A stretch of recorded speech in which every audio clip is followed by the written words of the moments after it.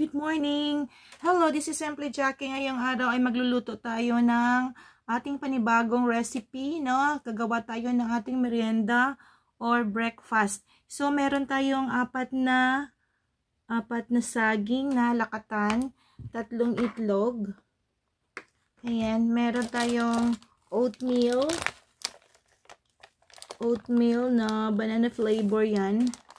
So, ngayon, yung dalawang saging ay balatan na natin at gawing slice na natin yung ating saging.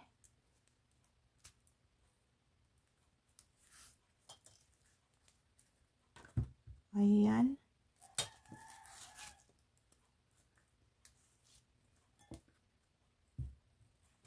Okay, so meron tayong dalawang saging dito at ating slice.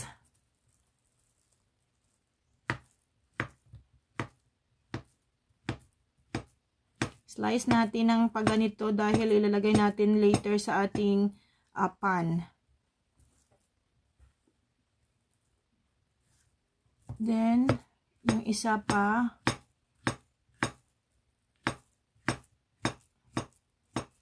Okay, set aside when done. And then, meron tayong dalawang saging na natira. Balatan lang natin at i-mash natin yung dalawang saging na natira. Dahil ito yung ilalagay natin later sa ating itlog. So, yan. I-mash lang natin ng pagganito. Medyo idiilan ng konti dahil hindi pa masyado hinog yung ating saging na lakatan. And then, i-mash lang ng maigi sis yung dalawang saging.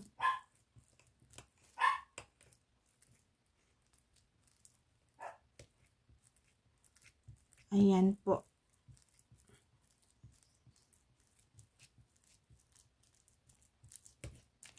Okay. So, mash lang ng maigi hanggang ito ay maging malambot.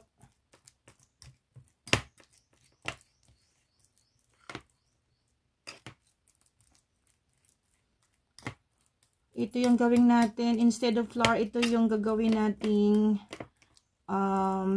base sa ating tinapay o pwede nating tawaging banana cake. So, set aside when done. Then, in a bowl,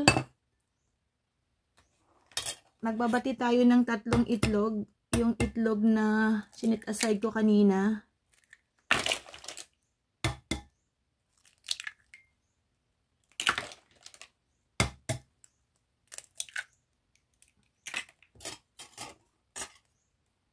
Then, patihin lang natin.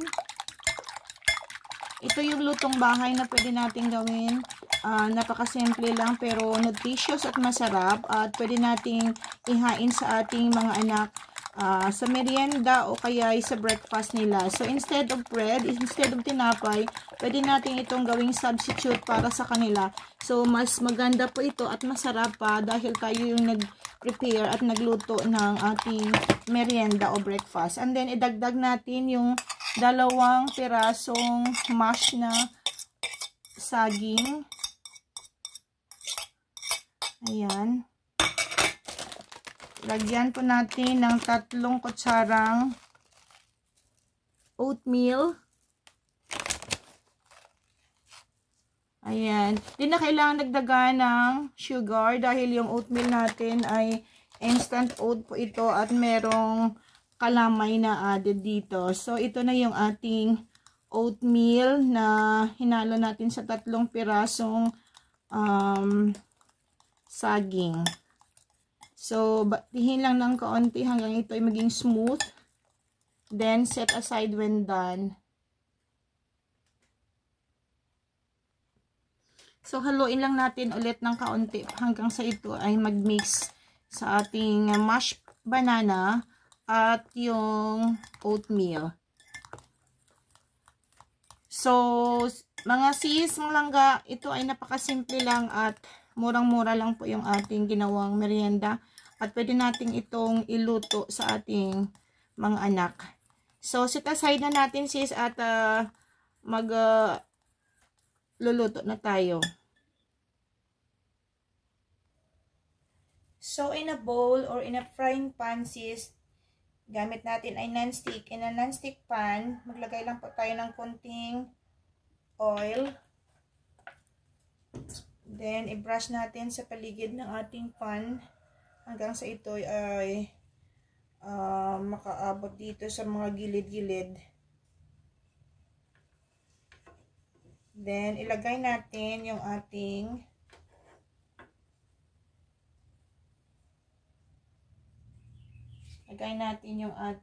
saging.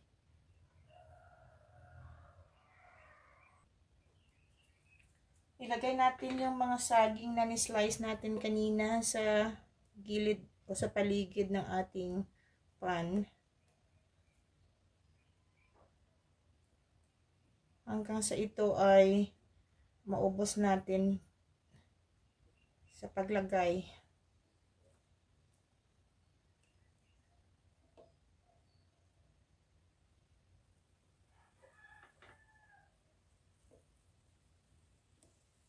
So, medyo uminit na yung ating non-stick pan mga sis. So, medyo malaki-laki yung ating non-stick pan at in a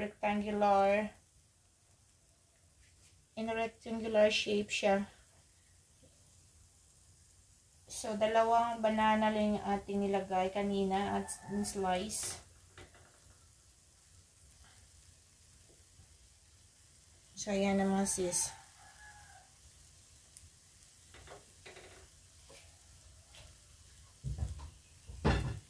So, ilagay na natin yung ating mixture ng itlog at yung ating oatmeal.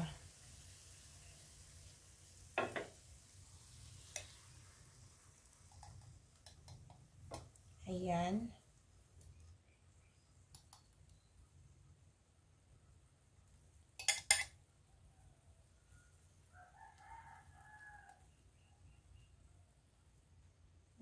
Scattered natin sis para hanggang dito sa may dulo ay umabot.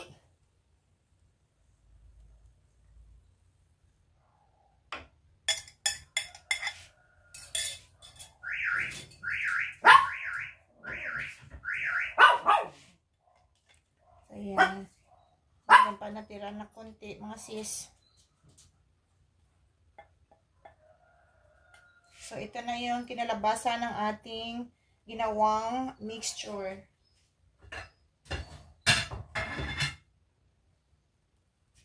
Ginawang mixture ng banana, oatmeal, at itlog.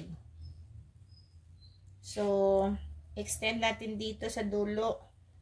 Hanggang umabot dito sa dulo para maabot niya yung size ng ating non-stick pan. At makabuo tayo ng isang rectangular na tinapay. Rectangular in shape dahil yung ating pan is in rectangular in shape.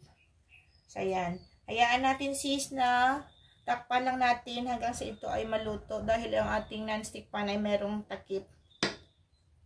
So, ayan. Natin tayo na maluto yung ating mixture. So, kung makikita natin sis yung ating mixture ay meron ng bumubula sa kanyang bottom, no, sa taas, no, ng ating mixture. At pwede na natin, isang sinyalis po ito na siguro naluto na yung ating one side ng ating tinapay. So, takpan natin at it turns upside down natin yung ating non-stick pan. Turn upside down. And then, let's try.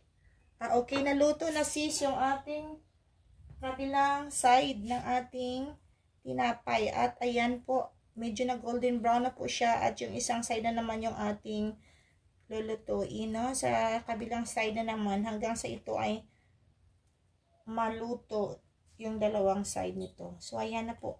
Ay napakasarap ng ating merienda ngayong araw dahil natural na pamaraan ng ating pagkain at siguradong very nutritious po ito. So, takpan ulit natin sis at hayaang maluto ng ilang minuto. Sis, naluto na yung kabilang side ng ating tinapay. Tingnan ninyo At turn upside down natin para makita natin yung kabilang side. Medyo namumula-mula na po siya. Ayan. Takpan natin ulit at i-turns upside down natin.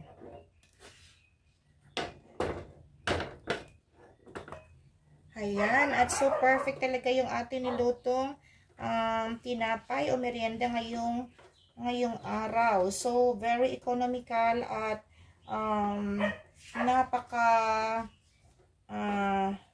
napakadali lang gawin sa bahay at pwede natin itong gawin para sa merienda ng ating mga anak. So, ayan sis, i-transfer na natin dito sa kabilang side. Sa kabilang pinggan natin. Dahil ito'y naluto na po siya. Pwede na nating merienda ngayong araw. Thank you for watching and bye everyone!